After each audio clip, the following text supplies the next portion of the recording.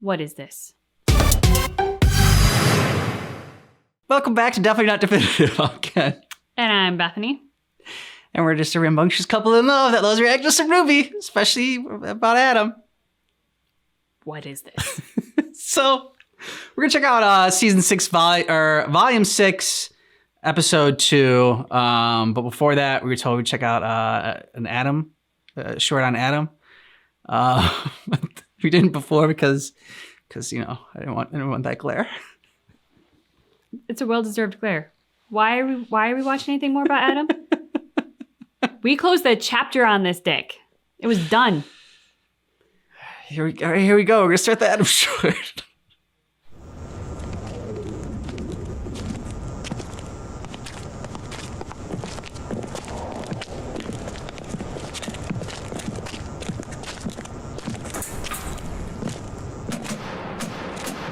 All right, and you said no cameras? Yeah, I'm pretty sure there aren't. Pretty sure. You work here. I work in labor. I'm not even allowed near processing. This doesn't feel right. Maybe we should just leave. No. It's time we stood up for ourselves. Adam. Our kind's been beaten, murdered, treated like dogs. Taking this dust is only illegal in the eyes of the same people that call us animals. Ooh, Mom's got sauce face. Yeah, you're right. Hey, what's with the custom mask? Kind of makes you look like a Grim. We may not want them to know who we are, but we should make sure they never forget what we looked like. Yeah. Now, Sure.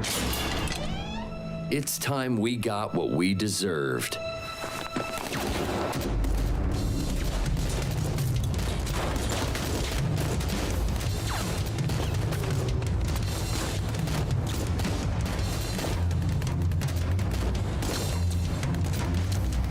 Please, we're just trying to pass through. Well, you animals passed through the wrong town. There's no need for violence.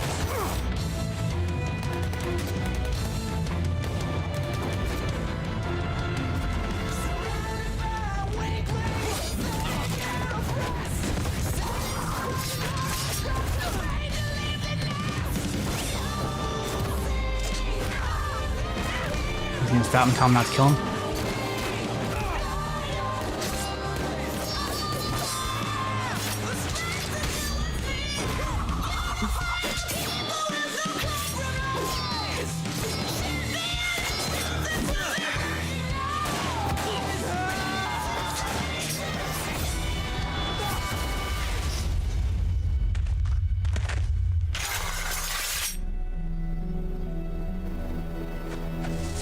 You're all freaks! That wasn't necessary. This is the very reason they think they can treat. Kira! He saved your life. He's a hero. That was amazing!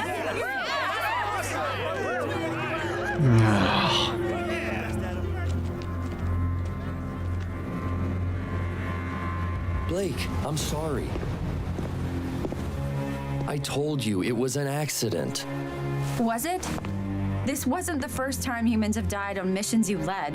How many more accidents are there going to be? I don't know. I'm out there fighting for us, and when you fight, people get hurt. What, do you want me to just abandon our cause? Like your parents? No! I'm not saying that. I don't know. I'm sorry. I shouldn't have brought them up. I just get scared when it feels like you don't believe in me anymore. I never said that. Thank you, Blake. It's good to know I've still got you. Ugh, I know, it just feels so dirty.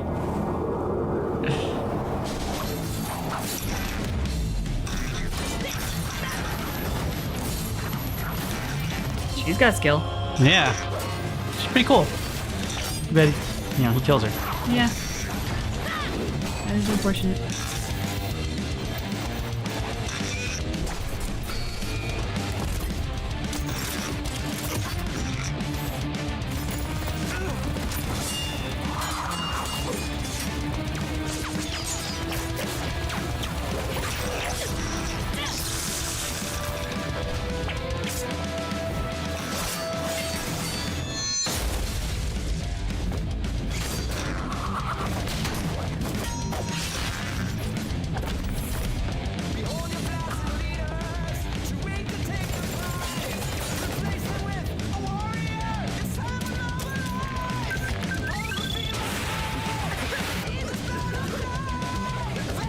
Nice one.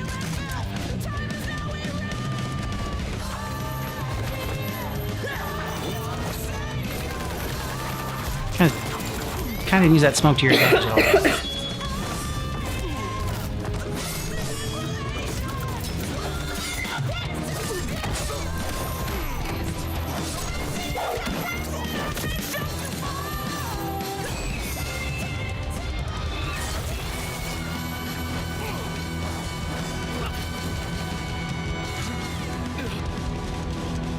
Oh, is this necessary? Let's move.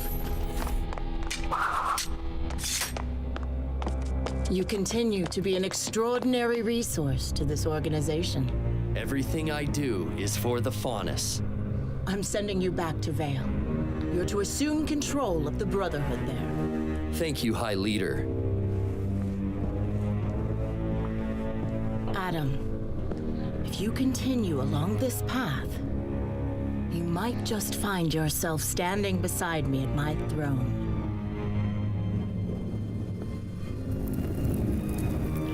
Gonna regret that. Yep.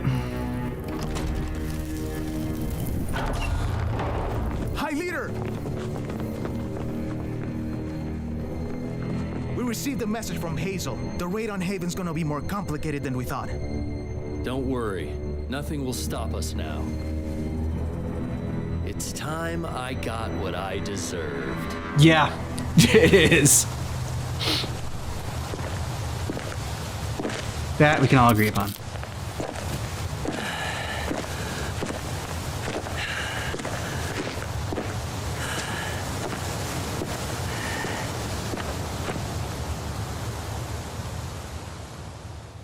So do you finally understand him and can see things from his point of view and how amazing he is? No. I mean, this was helpful in getting a little bit of insight into his rise to power separate from Blake, because this really what we knew of him prior to now is that he and Blake had been part of this kind of Faunus rebel group and had this sort of love affair, and obviously there's a breakup at some point and he goes crazy and whatnot, but like we didn't get a lot of Adam, the individual person, and his backstory. He was just an extension of Blake's backstory and then a villain. So this did give us that. I just don't like Adam, so don't particularly care about his backstory. No, I think if anything, what I got out of this is just like, okay, this is how, because we were like, how could anybody follow this douchebag?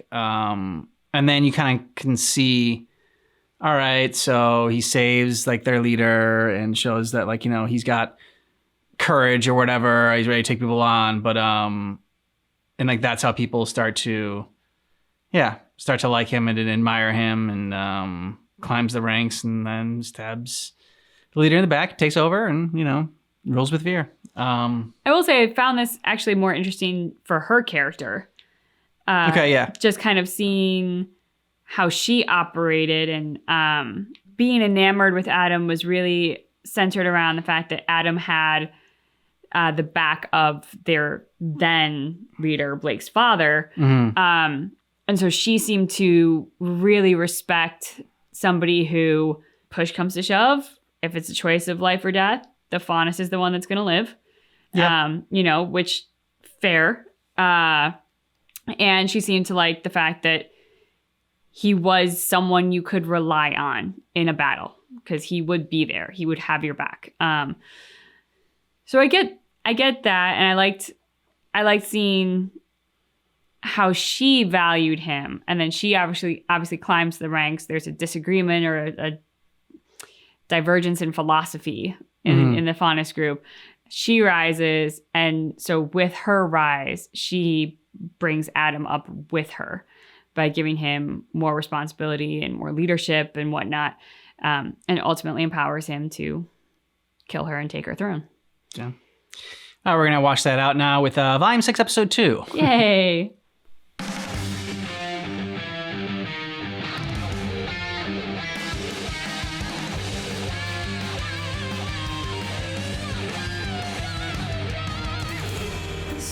times move fast. The darkness cannot last. No hope, no path. But we got a dream to catch, and we cannot wait. Who's the granny? I don't know, but I want to find out. Mm-hmm. Ooh, what is this? Cool new Grim.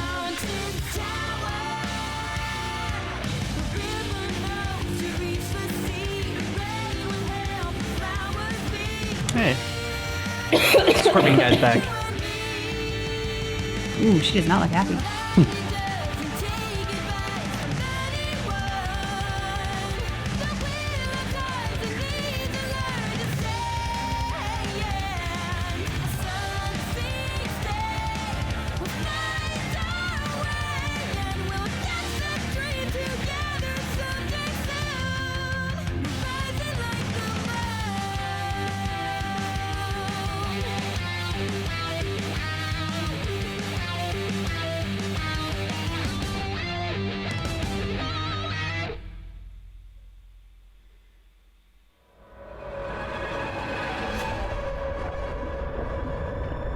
Okay.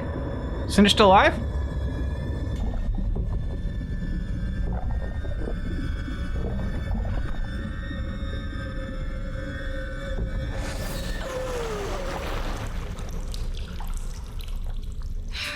What happened?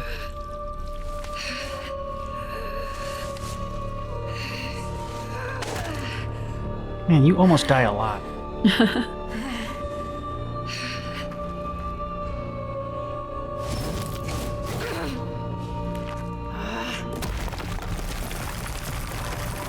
Is her arm charred to bone? Mm-hmm. I think that's from her fight with the Ruby.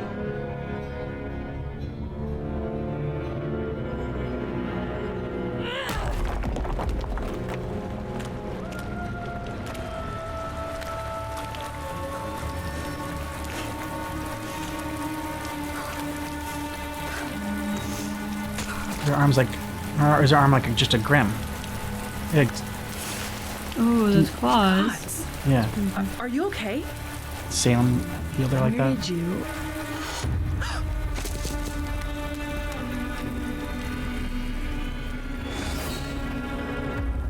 I need to feed. We need to take the relic to Atlas? That's what I said. You've got to be joking. I mean, bright side. We finally get out of this house. Well, trust me, I'm not crazy about it either. But without the Spring Maiden here to seal the relic back in its vault, it's our best option. Atlas may be the safest kingdom we have at the moment, but their borders are closed. General Ironwood called everyone back. Not everyone. The city of Argus is a ways north of us, and it's the primary trading port between Anima and Solitas. They've got the largest Atlas military base outside of the kingdom. There's no way they'd leave it abandoned, and if we play our cards right, I think there's a good chance we could convince them to escort us straight to Ironwood. I mean, we do have the missing heiress to the Shani Dust Company. Ex-heiress, actually. True, true. But if there's a chance of reward money, I say we go for it. Hopefully the first option will suffice. Glad to see you're feeling better. Likewise.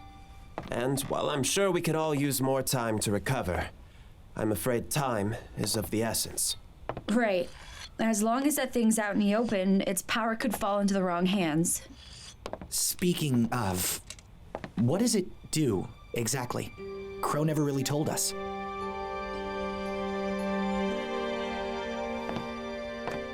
Of course. The Relic of Knowledge has a wonderful and incredibly dangerous ability. Its user can ask any question, and the lamp will provide an answer. Intriguing. That's incredible. Indeed. However, it's not without drawbacks. The lamp cannot tell you of events that have yet to happen, and it will only ever answer 3 questions every 100 years. Oh. Oh. Well, okay. I guess that's not so bad. Adds a lot of pressure, though. What should we ask first? Oh! Can we ask for more questions? Can we ask for more questions? They're not wishes. I'm afraid you won't be able to ask it anything at the moment. The questions were used before I sealed it away. Well, at least now we know what it is. And we'll be sure to keep it safe.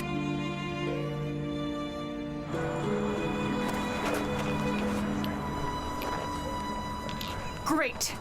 This is just great. We're stranded. We lost a third of our party, and we have gained a defenseless old lady. My name is Maria Caravera, and I am not defenseless. I'm just a little hard of hearing and blind without my eyes that are in desperate need of repair. Okay, I'm starting to see your point. Yang, knock it off, will ya? If we lose our cool now, we'll just be inviting even more Grimm. Does that even matter? Apparently, we've been attracting Grimm since we left Haven. Oh, and how could I forget about that? What happened to no more lies and half-truths? Yeah. I think it's time we got an explanation. I did not lie to you. Well, you certainly didn't tell us everything about the relic. Please, now is not the time. No, we're past that. I want to know why you're still not telling us everything. It is true that the Grimm are attracted to the relics. It's faint but undeniable. I believe it has to do with their origin, but I'm not entirely sure. Regardless, I feared that making you all aware would only add anxiety and negativity. It seemed like the safer option. You know, I'm getting real tired of people choosing what's best for me. Is that why you chose to lie to everyone about Lionheart too? Yes, as a matter of fact. I believed the kingdom of Mistral deserved better than the truth. And I believed Leonardo deserved to be remembered for his lifetime of service, and not the unfortunate missteps he made in his final years. Missteps? What Professor Lionheart did was reprehensible. I am not here to argue differently. But does one lapse in judgment truly negate all of his good? Do we not all have regrets? You may He's have gotta met believe that Professor for Lionheart, himself. but you never met the man he was before Salem found him. Look, we're supposed to be in this together. You can trust us. We're not gonna turn our backs on you. Do you really think Leo was the first? That he didn't say those exact same words to me? I'm sorry, but you have to understand that my behaviors are backed by experience. I'm not saying that I have reason to think you will betray me. I'm saying that I have reasons for the things that I do, the secrets I keep. The reason I... Where's the lamp? Where's the relic? Right here. Good job, Ruby. It got scattered in the crash. Please, hand it over. No. So all those times you talked about having faith in humanity, that was just for everyone else? That's not what I meant to suggest. Miss Rose, the relic is a powerful item, and I simply feel as though it is my burden to bear. But you said it couldn't do anything right now. Why does it matter who carries it? I need you to listen to me. Oz? Hurry. He's trying to stop you. Stop her from what? He's afraid he'll find out what he's hiding. Her name is Jin. Say her name to summon her. Her name? Don't say her name. Don't do it. Jin? Uh-oh.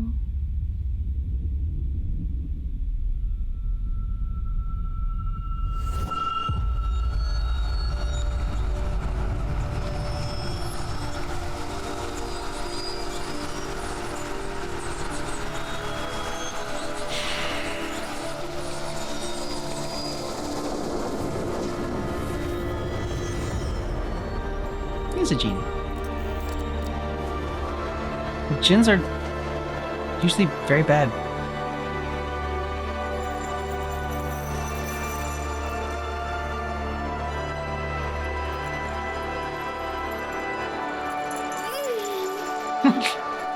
Wonderful. Tell me, what knowledge do you seek?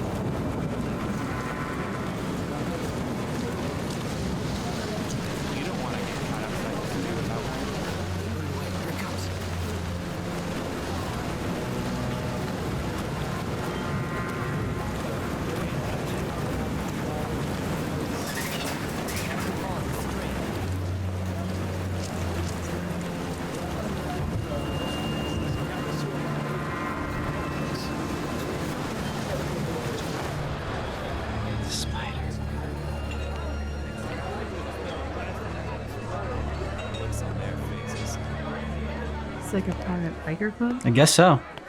That eats yogurt? That's far enough.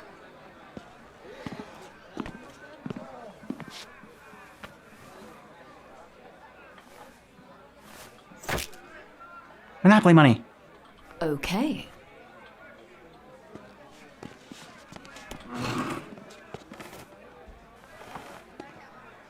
You're Little Miss Malachite? I'm Little Miss gonna skin you alive if you ever take that tone with me again. Looks like your life savings. It was somebody's. Cute. What do you want for it? I'm looking for these travelers. Well, sweetheart, you came to the right place.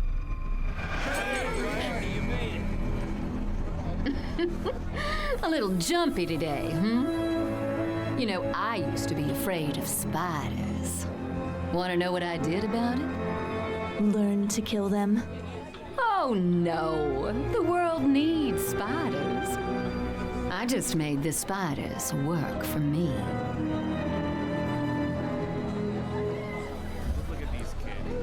Who is she supposed to be, Little Miss Muffet? Give us a week. We'll find your travelers.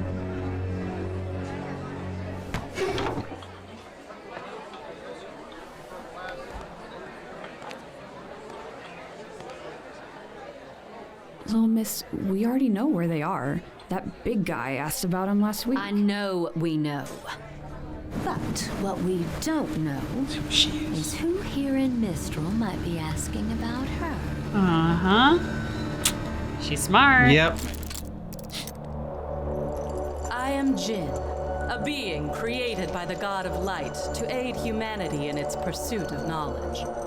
I've been graced with the ability to answer 3 questions every 100 years. You're in luck, as I'm still able to answer... That's enough! 2 questions this era. More lies.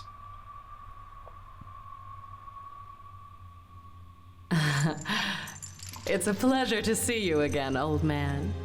Ruby, please, don't. Hey.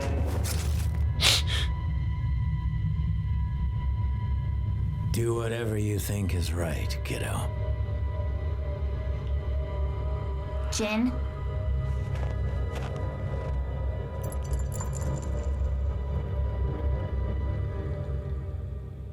What is Ozpin hiding from us? No! Oh, shit. What? What? Whoa. Weiss? Yang? Blake! Ruby? Ruby? Yang? Once upon a time. Oh, cool. There stood a lonely tower that sheltered a lonely girl.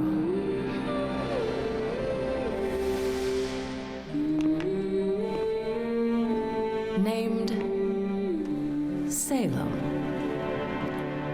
Oh, wow. Oh, no. Oh, no, oh, come on! God. Oh, my God. Ah, no!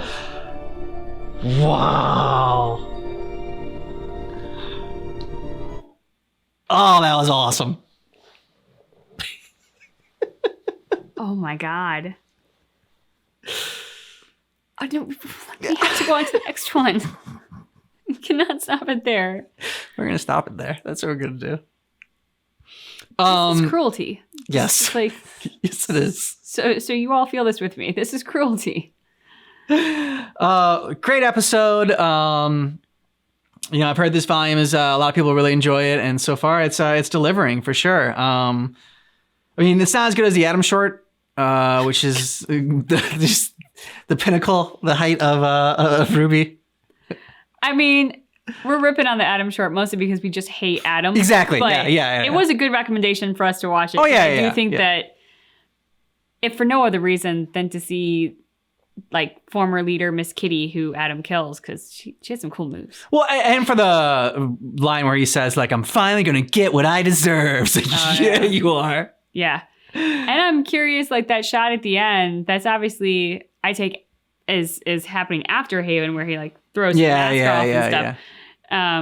So, left it on a cliffhanger as to like, where is Adam now and what is he up to? Well, we saw him in the last episode. He goes back there and he slaughters everybody. At the White Fang, like they're like, oh, you ran away. You're the leader that.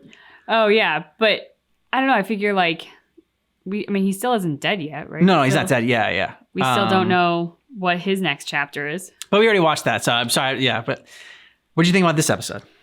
Oh boy. So again, Ozpin is not being totally truthful. Mm-hmm. Had he been, I don't think RWBY ever would have asked the Jinn anything, because she would have trusted Ozpin. Yep. I love that when Crow steps forward, Yang, Blake, and Weiss all instantly create this barrier of defense between him and RWBY. That was great. Which I thought was fantastic. I mean, I adore Crow, and I don't think Crow is a bad guy, but I love the fact that like he wasn't in their inner circle. Those three don't trust him to the extent that they would trust RWBY. Yeah. And he has seemingly been with Ozpin in a lot of these past scenarios. So they weren't taking any chances. And after everything they've been through, I completely respect that. But I love that Crow said, do what you think is best. Yeah. He didn't say ask. He didn't say don't ask. He put his faith in RWBY, that whatever RWBY would choose would be the right choice, which is, I think, fantastic. And everything that we've seen of RWBY, the answer to that is yes, she will make the right choice because she is a great leader. She leads by example. She is selfless and she is entirely dedicated to the team. So if she's asking the question, is because she feels it needs to be asked, because she feels it's to the betterment and the protection of the team. Yeah. Ozpin kind of made his own bed and now he's got to lie in it. He just been like, he just wasn't smart about the lies that he was keeping and withholding from them. Serious. That's why he wasn't. So the moral of the story is just to be smart about what you lie about? That's not the moral of the story, no. Okay, thank you. What I'm saying is that, like, he could have told them about the relic. Like, that was not, like, that was something that was, and he, like, again, he said it because he gave the reasoning on why he didn't say it. And like, okay, like, I get your reasoning, but again, you're not putting trust in those people. And he said, oh yeah, well, I've been hurt and burned before. And so, but like, okay, then don't be part of a team ever again and just go solo. But if you like need other people and you want to work with other people, you're going to need to trust again. And, you know, it's just one of those things, like no matter how many times you've been burned, like, I mean, you got to keep putting yourself out there. Otherwise you're going to live like a miserable life. If you've been hurt, if you've been burnt, like never trusting anyone again. And, you know, if you just kind of think about that in life, like, oh, I got my heart broken, so I'll never love again. Mm-hmm.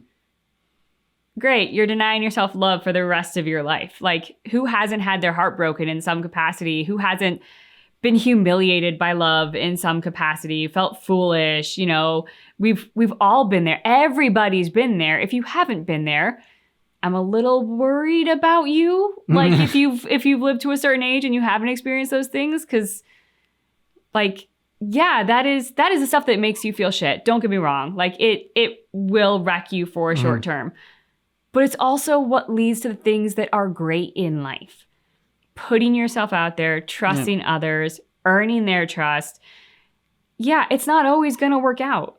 Not everything in life always works out. That's life. But like, it's the fruit of life that, you know, the good comes with the bad, and you gotta keep taking chances. And like Ozpin might have happened. This might have happened to Ozpin a lot. But that's because he's lived a lot of lives. Yeah. So yeah, he's probably gotten betrayed a bunch of different times, but because he's lived a bunch of different times and a bunch of different lifetimes. Yeah, I don't know. There's a lot of people I know are defending Ozpin, but I'm curious to know his full story. But I'm still on Team RWBY's side. Oh, I'm definitely Team RWBY.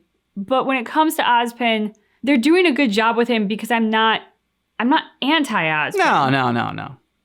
But I'm kind of exactly where RWBY is. So I think they've done a great job crafting the story, because it's like I'm not against him, but I'm also not entirely able to trust him. Mm-hmm. And I think the thing with Ozpin, the thing that he apparently in all of his many years of living has possibly not learned yet, is you sometimes have to give trust to earn trust. Oh yeah, for sure.